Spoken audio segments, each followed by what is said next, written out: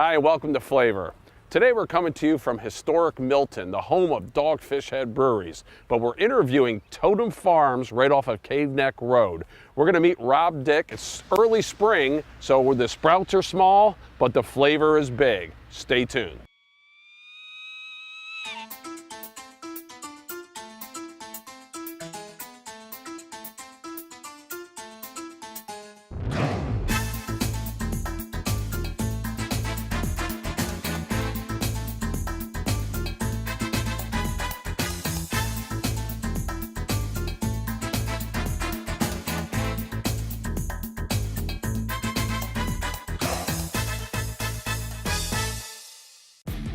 Hi, welcome to Miss Billion Fitness. Everything from step mills to treadmills, arc trainers, ellipticals, upright bikes, recumbent bikes, and even a couple of rowers. At Miss Billion Fitness, we have over 23 classes on the schedule every week, from body pump to kickboxing to boot camps, spin classes.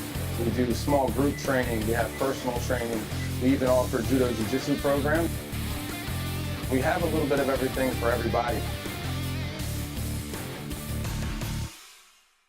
A master of farm-to-table cuisine, an award-winning duo of local ingredient brewing join forces to create a culinary experience made from the best that Delaware has to offer. Brickworks Brewing and Eats in Smyrna, Delaware, a made-from-scratch fusion of Delaware's best, like glazed baby back ribs and apple jalapeno slaw, paired with drop trowel, Brickworks exclusive unfiltered IPA.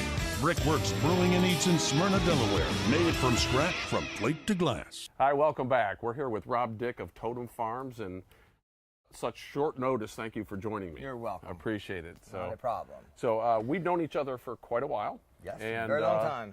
A long time ago, Bob Russell, who's obviously a mutual friend and a mentor to you, who has since passed. And actually, about 15 years ago, we did a show, and he was one of our first shows, and it was awesome. A great mentor, great man. So I interned with Bob Russell up on his farm, and then after he passed, I farmed actually with his wife, Barbara, for a couple years. Right. Before coming down here and starting this venture. Right. So you're, I guess what I want to get into a little bit is what was the passion that fueled you just to get into this style of growing? I have my own beliefs about our food system and all, and I do not care for the way produce is grown basically all over the world in mass production. And I'm very much into organic growing without the use of pesticides and chemicals, because I feel it's all related to our health. You know, the food we eat makes you the person you are, and the nutrients need to be in the food. And I honestly feel like the nutrients are not in the produce that you get out there today. So if you don't do certain things to your food, it has no way of reaching the nutrients in the soil. Right. So it's a labor of love, because I know I've watched you for the last couple of years, and I think I saw you lose about 30 pounds last year. Yeah, and become very tan. Yes, I'm very dark and skinny by the end of summer. And always looking for help to the volunteers, right? Yes, we always need help. Yeah, I think Laura came out and put a couple hours in with you yesterday. She did. She worked very well. Long day. Yeah. Right now, things are you're just getting the startups of the plants. Yes, and we do have a few things out in the field right now. We've just started putting our greens, because that cold snap we had 2 weeks ago put us behind even. But it's better before we got it in the ground than after. Right. So I'm kind of glad about it now. Well, we'll come back out a little later and try to catch you in June or July when everything's just Yes, I want crazy. you to definitely show you what we do out there in the field. Cool. So why don't you tell us a little bit what's going on in here? In here, we have a variety of different things growing. These are all our starters for our first succession of things.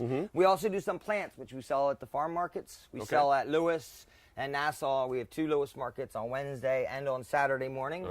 The historic Lewis Farmers Market. And then we're also at the Nassau Market on Sundays. Right. And we do a CSA. So with a CSA, you buy a share in the farm. What it comes down to is $20 a week. You get a weekly basket of produce, which we have a few drop-off points. And I believe your gym's probably going to be one of those drop-off points. In Milford. In Milford. All right. So anyway, we have out here, we have everything from pak choy, there's chamomile, we have onions, we have rosemary, there's broccoli rabe, tomatoes, so.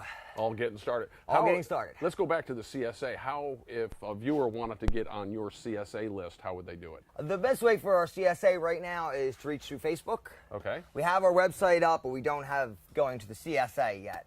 So going to our Facebook, Totem Farms Facebook page, there's a connect on there to sign up for the CSA if you're interested. Okay.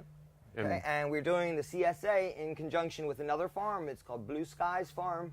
It's another retired couple who have moved down here a couple years ago, who have started a small farm just around the corner. So. And that constitutes retired? Yeah, I know. Who retires and opens a farm at 70?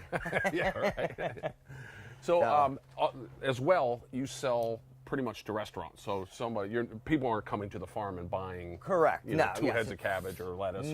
We don't do that. Right, but you sell directly to restaurants. Yes. All right, Sell directly to restaurants. We do, usually it's just one day a week, but they can always call and get a second delivery if they want. Right. But we do to restaurants from Abbott's. I do your restaurant in Smyrna and Laurel. A lot of the restaurants in Laurel and in Lewis and in Rehoboth. Right. Do like Cafe Azafran. And Right. Are you taking more business? Oh yeah, definitely. Okay. Yeah. So everybody viewing that they can. Yes, you can contact me, Totem Farms, and definitely. Awesome. Well, I'll tell you what, if we could, this looks awesome in here. Maybe we can go take a quick look at some of the fields and maybe show how you harvest and you process things. All righty. All right, thanks. So, Rob, these are the popcorn shoots. I remember years ago, Bob, this was a prize thing that he did. I'm glad you're continuing it on. Yes. But he said that to grow them best is that you grow them in dark. Correct. If you grow them in the light, I mean, they look beautiful. They're very dark green, but I like this color better. Yeah. However, they're a lot tougher, so you actually get them started, and you put them in coolers in the total darkness, and just close it and come back, and here they are.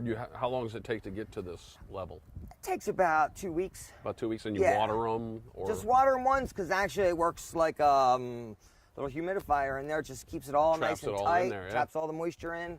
Yeah? It's pretty much. Temperature doesn't really one way or another? Probably No. cold's worse than hot. I would definitely think so. Okay. I know you just leave them in the greenhouse. It's not something we really do during the summer, but this time of year, definitely, it's the way to grow. Right. So you do a lot of your micros like this. So you would do scissor cut micros, right? Yeah, and we actually use clippers out in the fields when we do them, but it's kind of on this scale, and when you're doing them out of trays, it's much easier to do them with just scissors.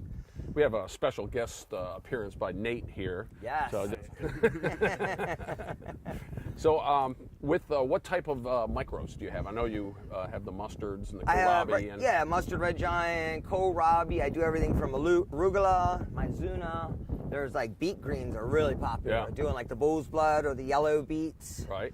We have saltworth, parsley, cilantro. Going to be micro, do them vary, not all the time, all of them, but try and do at least like 7 of them a week, 7 different ones a week. Right.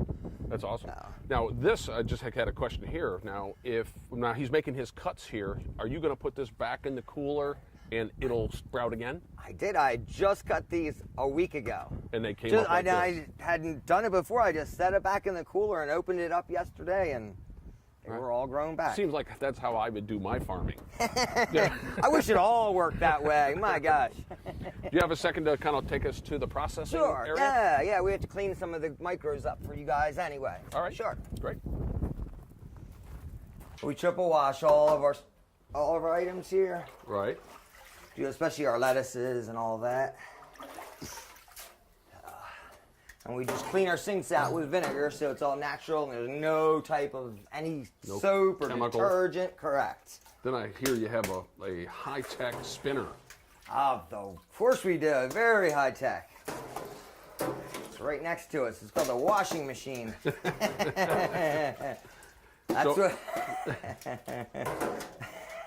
So is that your kohlrabi? That is the micro kohlrabi. And this mustard? is our mustard red giant right here. Okay. And they're all nice and small. And actually in the field, when we do these in the field, you can let them grow up for greens. And Okay. You can do like usually 2 harvests off of them. So you actually do have the greens also. So you're not wasting all the seeds and time planting for just a little bat of microgreens. These are delicious though. Yeah, I tasted a little bit of them a second ago and they're packed with flavor. Yeah, when they get bigger though, these are so strong. Mm-hmm. The mustard red giant.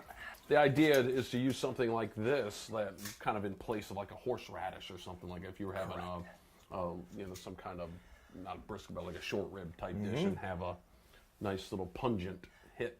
Yes. And these are loaded with antioxidants. They're so good for you.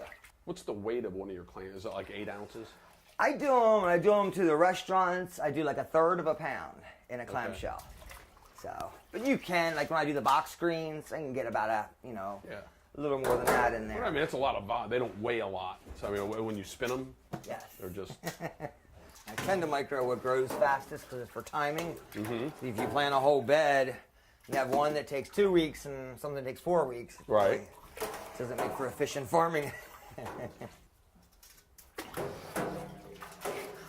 Now, are you growing the micros out in the fields? In the summer, yeah. Once I get into probably mid-April, I can start. Okay.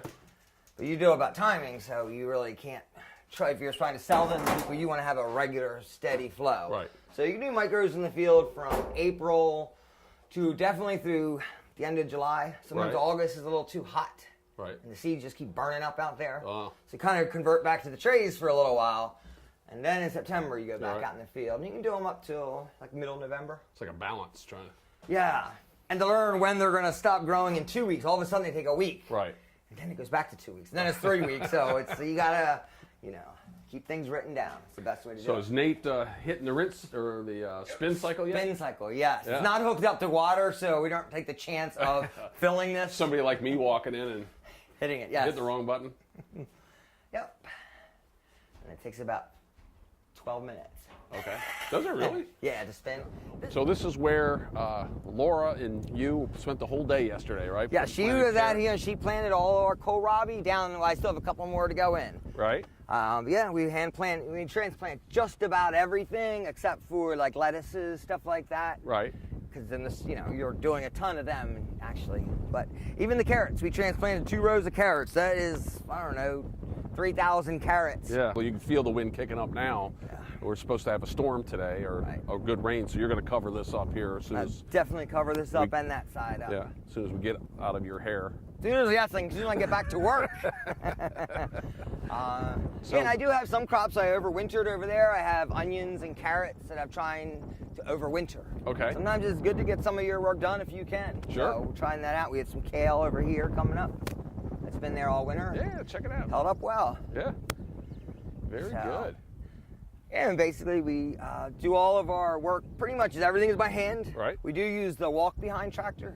It is a tractor that is designed for this type of farming. It does not harm the microbial life under the soil. It does not kill all the worms, protects your soil. So in all intents and purposes, everything you're doing is in an organic fashion? Definitely, yes. Yeah. Even beyond those principles I'm doing. Because with organics, you can still use plastic and tractors and all that. Right. That's definitely not the best way to go. Okay.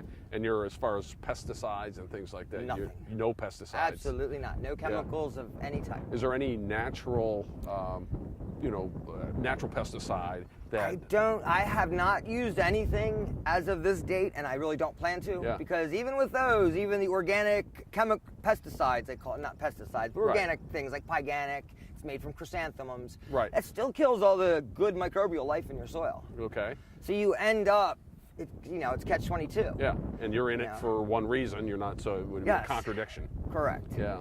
So, the other thing are the deer, and I think you put these yellow, these orange. So we have this lovely fence here. It does help. I mean, as long as it's up and you're pretty active out in your field, I really have not had any problem with deer in the last, 2 years here or at Barb and Bob Russell's. Yeah, remember they were having a hard time for one season. Yes, the deer were out there every time something would grow. The deer would eat it. And his was carved out of completely surrounded by woods. At least we had the field up here. Right. And you're a vegetarian, but that year you were about ready to start considering venison eating.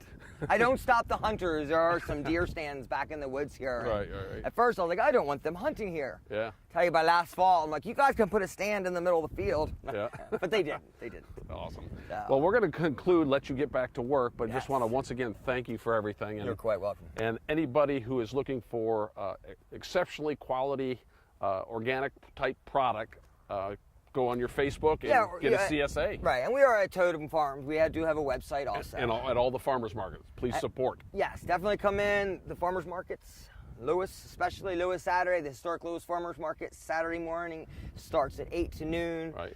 The Wednesday one is 9 to noon, I believe. That's Okay. on Wednesdays. That's just in the summer months, Right. as is the Nassau Market. It's right up at Nassau Vineyards. Okay. And that's on Sunday mornings. Sunday Very- afternoons now, excuse me. Very good. We're gonna head back to the restaurant. I saw those corn shoots, so I'm gonna probably do something with those. Awesome, awesome. All right.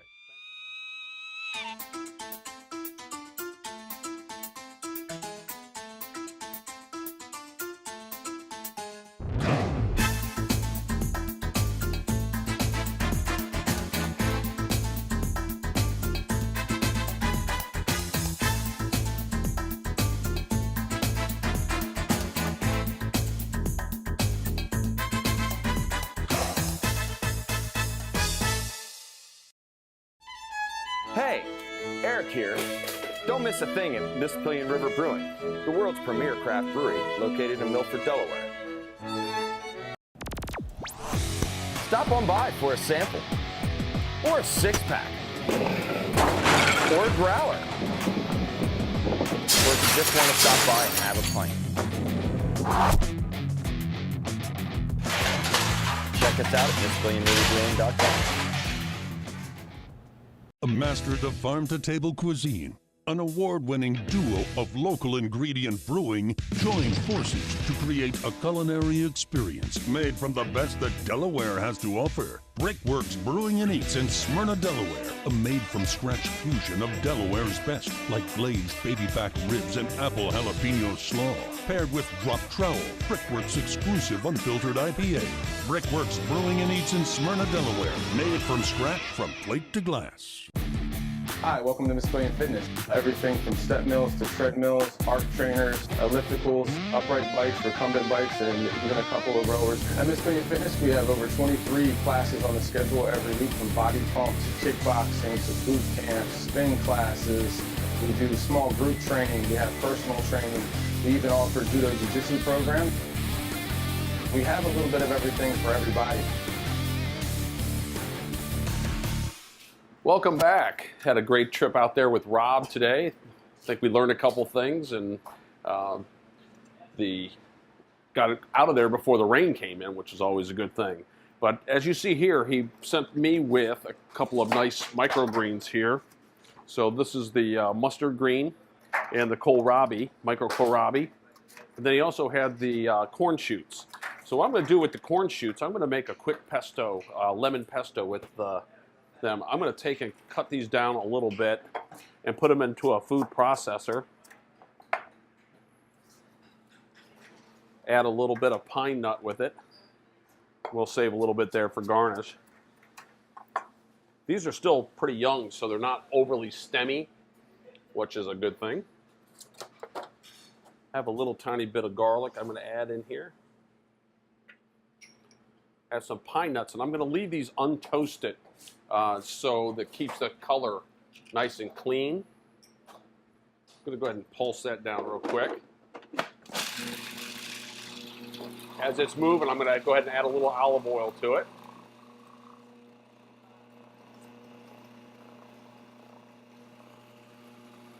The idea with the pesto is you want it to be a little bit more wet than dry, and then you're going to pull it together with a little bit of Parmesan. Parmesan has a decent amount of salt in it, so be careful about adding salt to that. So go ahead and add that in there.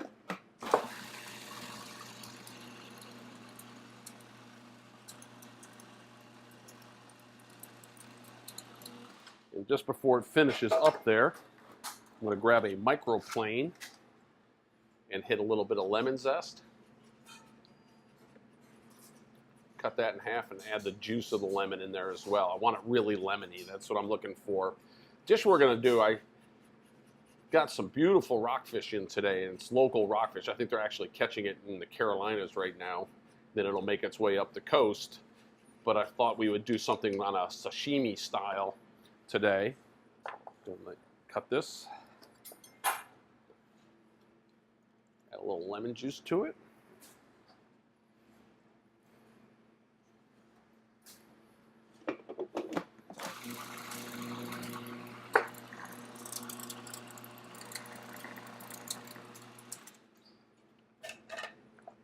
See what that looks like.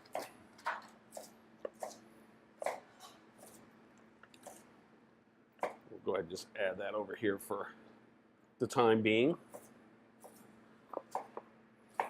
So, as promised, I have this beautiful rockfish. This is an incredible looking side here. As you can see, the bass-like quality of the outside of it. Now, normally we'll keep this with the skin on. They've already taken the scales off for us, so all I really have to do is this belly flap is what I'm going to end up getting rid of. So, inside the fish, although it does come clean, if you run your finger down, you'll notice right on the inside here you have a little bit of a bone line right in here. So what I'm going to do is I'm going to make my cut right on the inside, go about a third of the way down, then I'm going to make my angle over this direction and start to eliminate this. Now you could do something with this if you wanted to do some kind of salt cod type of presentation, you could do that. But for right now, I'm just going to take a little piece off. And the idea of this was more like an appetizer. So I'm taking that off the skin here, and I'll come back to this in a little bit. Now I could cut this down in a couple different ways, but I thought I might go ahead and just pound this out a little bit.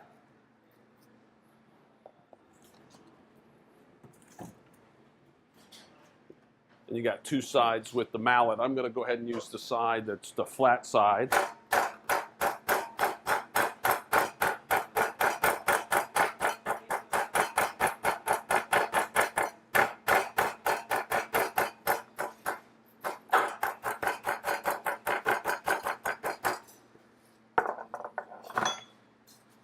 And see if I can get this up, cooperate it.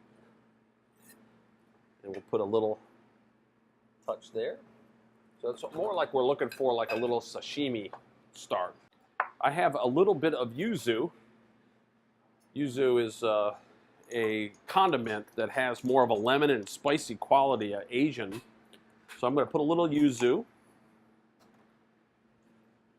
And the idea of any vinaigrette, it's usually 3 to 1. It's got a ton of flavor, and it also has a salt quality, so I'm not even going to add salt to it. I'm just going to add the yuzu in. And I'm going to take the juice of half a lemon. You can kind of tell the theme of this here is lemon, lemon, and more lemon.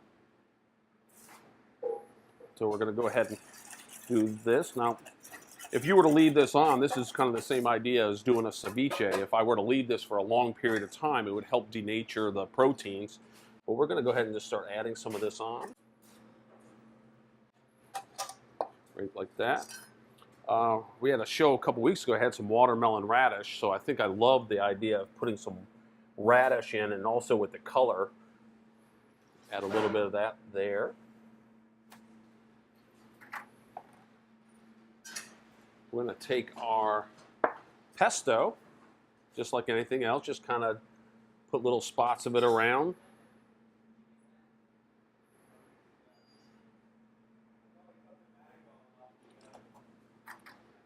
Then we're going to take a little mixture of both of our greens here. I'll just set them out here. I'm just going to try to take a little bit of this oil with the lemon on the top. And just go ahead and mix this in here. I might finish it up with a pinch of salt, but like I said, I think there's enough salt quality in here that it should be fine. And so make a beautiful salad right in the center with these micros.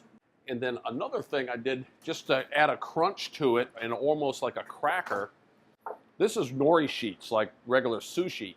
And what I did is I took them and I dredged them really thin or really quickly in a little bit of corn starch with a little water, and then I fried them real quick, and it ends up kind of coming out like little crackers, really crisp. So this would be great with the fish.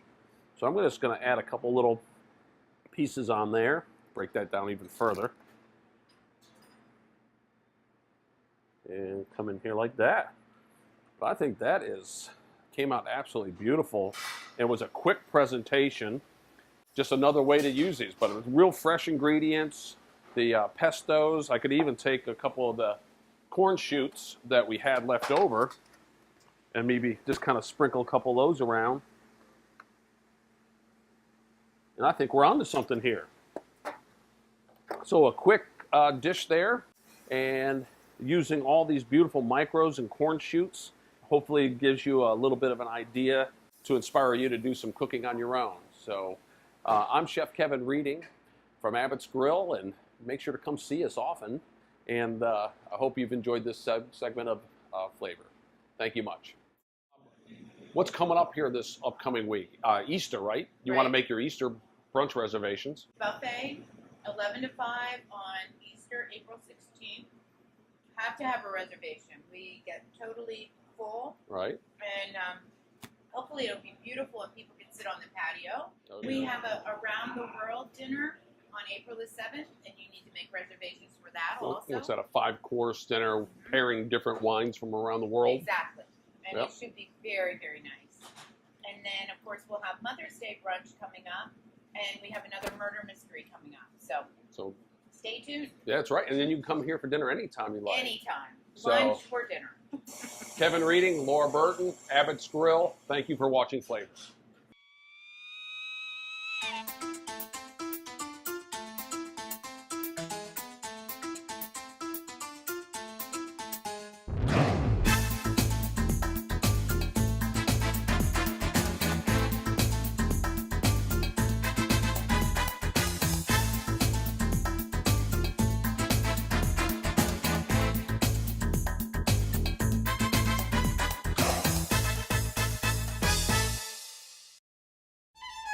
Hey, Eric here.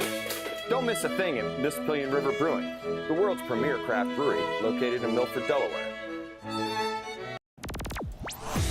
Stop on by for a sample, or a 6-pack, or a growler, or if you just want to stop by and have a pint. Check us out at MissPillionRiverBrewing.com. A mastered of farm-to-table cuisine, an award-winning duo of local ingredient brewing join forces to create a culinary experience made from the best that Delaware has to offer. Brickworks Brewing and Eats in Smyrna, Delaware, a made-from-scratch fusion of Delaware's best, like glazed baby back ribs and apple jalapeno slaw, paired with drop trowel, Brickworks exclusive unfiltered IPA. Brickworks Brewing and Eats in Smyrna, Delaware, made from scratch from plate to glass. Hi, welcome to Miss Pillion Fitness. Everything from step mills to treadmills, arc trainers, ellipticals, upright bikes, recumbent bikes, and even a couple of rowers. At Miss Pillion Fitness, we have over 23 classes on the schedule every week, from body pumps, kickboxing, to boot camps, spin classes. We do small group training. We have personal training. We even offer judo jiu-jitsu program. We have a little bit of everything for everybody.